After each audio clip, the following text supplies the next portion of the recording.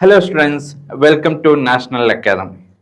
നമ്മൾ ഇന്ന് സംസാരിക്കാൻ പോകുന്നത് സെക്കൻഡറി സയൻസ് ആൻഡ് ടെക്നോളജിയിലെ 5ാമത്തെ ചാപ്റ്ററാണ്.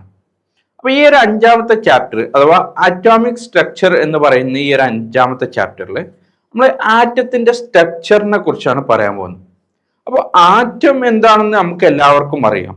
അതായത് നമ്മുടെ ചുറ്റുവട്ടത്തുമുള്ള ഈ ഭൂമിയിലുള്ള എല്ലാ വസ്തുക്കളും ആറ്റങ്ങൾ കൊണ്ടാണ് നിർമ്മിച്ചിട്ടുള്ളത് എന്ന് നമുക്കറിയാം. പക്ഷേ പണ്ട് മുതൽ തന്നെ ഈ ആറ്റങ്ങൾക്കുള്ളിൽ എന്തെങ്കിലും ഉണ്ടോ എന്നുള്ള സംശയം പലപ്പോഴും ഉണ്ടായിരുന്നു. ആ സംശയങ്ങളെ തേടി പല ആളുകളും അവരുടെ റിസർച്ചുകളും മറ്റു കാര്യങ്ങളൊക്കെ ചെയ്തിരുന്നു. ഒരു ഉദാഹരണത്തിന്, ഈ ഒരു പേന, ഇത് ചെറുതാക്കിയാൽ എനിക്ക് എന്തായിരിക്കും കിട്ടുക? അത് വീണ്ടും ചെറുതാക്കിയാൽ എനിക്ക് എന്ത് കിട്ടും? അങ്ങനെ ചെറുതാക്കി അവസാനം എനിക്ക് എന്തായിരിക്കും കിട്ടുക? അങ്ങനെ ഒരു പദാർത്ഥത്തിന്റെ അല്ലെങ്കിൽ ഒരു മാറ്ററിന്റെ ഏറ്റവും ലീസ്റ്റ് ആയിട്ടുള്ള അല്ലെങ്കിൽ അതിന്റെ ഒരു എലമെന്റിന്റെ ഏറ്റവും ചെറിയ കണമായിട്ടുള്ള എന്നാൽ ആ എലമെന്റിന്റെ എല്ലാ സ്വഭാവ ഗുണങ്ങളും കാണിക്കുന്ന ഒരു പാർട്ടിക്കിളിനെയാണ് നമ്മൾ ആറ്റം എന്ന് വിളിക്കുന്നത്. അപ്പോൾ പണ്ട് മുതൽ തന്നെ ആറ്റത്തെ കണ്ടെത്തിയെങ്കിലും അതിനുള്ളിൽ എന്താണ് അല്ലെങ്കിൽ ഇതിനെ ഇനി ചെറുതാക്കാൻ പറ്റുമോ എന്നുള്ള കാര്യത്തിലുള്ള സംശയങ്ങളൊക്കെ വീണ്ടും ഉണ്ടായിരുന്നു. ഏതായിരുന്നാലും അതിനെക്കുറിച്ചുള്ള പല തിയറികളും പലപ്പോഴും വന്നു കഴിഞ്ഞു. അതിലൊന്നായിരുന്നു നമ്മുടെ ജെ തോംസന്റെ ആറ്റോമിക് മോഡൽ എന്ന് പറഞ്ഞു.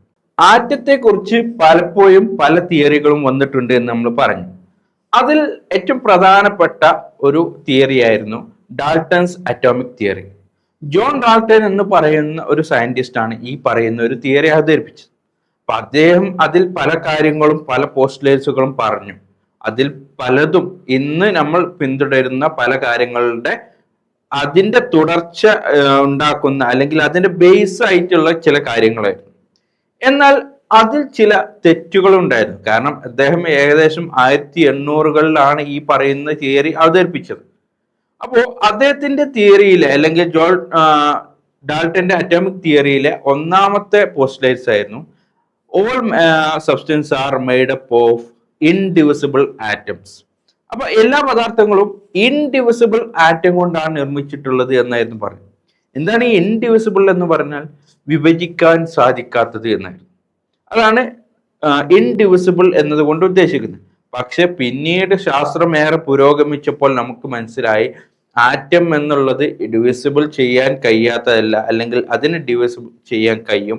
വീണ്ടും നമുക്ക് അതിനെ വിഭജിച്ച് കുറെ പാർട്ടിക്കിൾസിനെ കാണാൻ പറ്റും.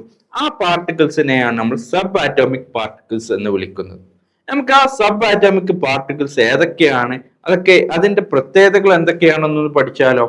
നോക്കൂ, പ്രധാനപ്പെട്ട സബ് ആറ്റോമിക് പാർട്ടിക്കിൾസ് എന്ന് പറയുന്നത് നമ്മൾ സാധാരണ പറയാറുള്ളത് 3 പ്രോട്ടോൺ, ഇലക്ട്രോൺ, ന്യൂട്രോൺ എന്നുള്ളത്.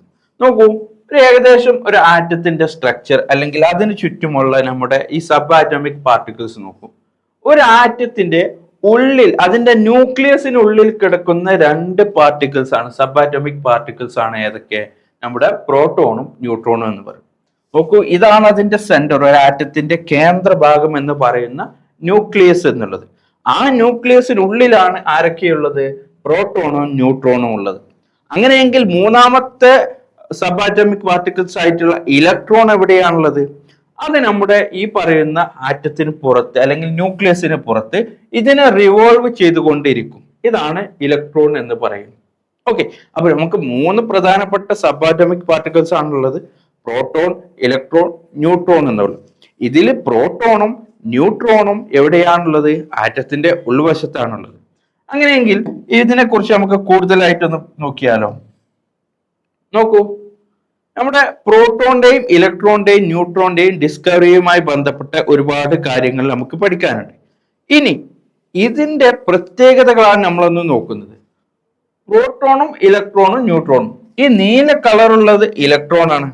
അതുപോലെ തന്നെ ഈ പച്ച കളറിലുള്ളത് ന്യൂട്രോൺ ആണ്. ഈ പിങ്ക് കളറിലുള്ളത് ഏതാണ്? പ്രോട്ടോൺ ആണ്.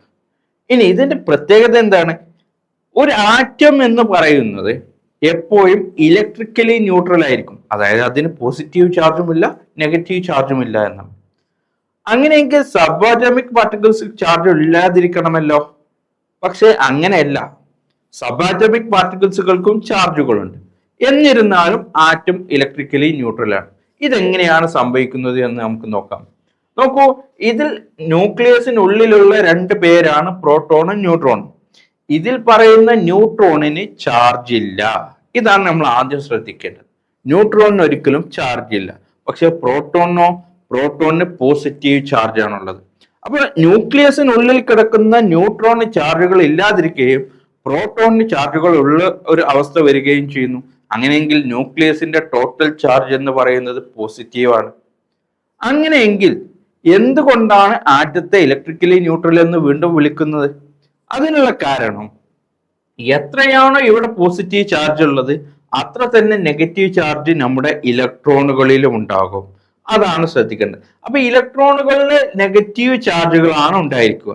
അപ്പോൾ ഇലക്ട്രോണുകളിലെ നെഗറ്റീവ് ചാർജും പ്രോട്ടോണുകളിലെ പോസിറ്റീവ് ചാർജും തമ്മിൽ നമ്മൾ ആഡ് ചെയ്യുമ്പോൾ അല്ലെങ്കിൽ അത് തമ്മിൽ പരിഗണിക്കുമ്പോൾ നമുക്ക് ടോട്ടൽ ചാർജ് ആയിട്ട് കിട്ടുന്നത് 0 ആയിരിക്കും. അതായത് പോസിറ്റീവും ഇല്ല നെഗറ്റീവും ഇല്ല. അതുകൊണ്ട് തന്നെ നമുക്ക് എന്ത് പറയാം, ഒരു ആറ്റം എന്ന് പറയുന്നത് ഇലക്ട്രിക്കലി ന്യൂട്രൽ ആണ് എന്ന് നമുക്ക് പറയാം. അപ്പൊ 3 തരത്തിലുള്ള സബ് ആറ്റോമിക് പാർട്ടിക്കിൾസ് ആണ് നമ്മൾ പഠിച്ചുള്ളത്. ഏതൊക്കെയാണ്? ഇലക്ട്രോൺ, പ്രോട്ടോൺ, ന്യൂട്രോൺ എന്നുള്ളത്. ഇനി അതിന്റെ സിമ്പിൾ കൂടി നമ്മളൊന്ന് പഠിച്ചു വെക്കുക. ഇലക്ട്രോണിനെ നമ്മൾ ഈ രൂപത്തിലാണ് നമ്മൾ സിമ്പിൾ സൂചിപ്പിക്കാറുള്ളത്. അതുപോലെ പ്രോട്ടോണിനെ ഇങ്ങനെയും ന്യൂട്രോണിനെ ഇങ്ങനെയും സൂചിപ്പിക്കുന്നു. ഇതിൽ നിന്ന് തന്നെ നമുക്ക് ഇതിന്റെ ചാർജുകൾ മനസ്സിലാക്കാം. ഇലക്ട്രോൺ എന്നുള്ളത് നെഗറ്റീവ് ചാർജ് ഉള്ള ഒരു സബ് ആറ്റോമിക് പാർട്ടിക്കിൾ ആണ്. പ്രോട്ടോൺ എന്നുള്ളത് പോസിറ്റീവ് ചാർജ് ഉള്ളതാണ്. പക്ഷെ ന്യൂട്രോൺ ഒരിക്കലും ചാർജ് ഇല്ല എന്ന് മനസ്സിലാക്കണം. ഇതാണ് നമ്മൾ പ്രധാനമായിട്ടും ശ്രദ്ധിക്കേണ്ട കാര്യം. ഇനി തുടക്കത്തിൽ ഞാൻ പറഞ്ഞിരുന്നു ആറ്റം എങ്ങനെയാണെന്ന് പല സയന്റിസ്റ്റുകളും ട്രൈ ചെയ്തിരുന്നു. പലരും ആറ്റത്തിന്റെ സ്ട്രക്ചർ എങ്ങനെയാണ് എന്ന് പല രൂപത്തിൽ അവതരിപ്പിച്ചിരുന്നു. അതിൽ ജെ തോംസൺ എന്ന് പറയുന്ന ഒരു സയന്റിസ്റ്റ് അവതരിപ്പിച്ച ഒരു മോഡലുണ്ട്. അതാണ് നമ്മൾ പറയുന്ന പ്ലം പുഡിംഗ് മോഡൽ. എന്താണ് പ്ലം പുഡിംഗ് മോഡൽ? എന്തുകൊണ്ടാണ് ഇതിന് ഈ ഒരു പേര് വിളിക്കുന്നത്?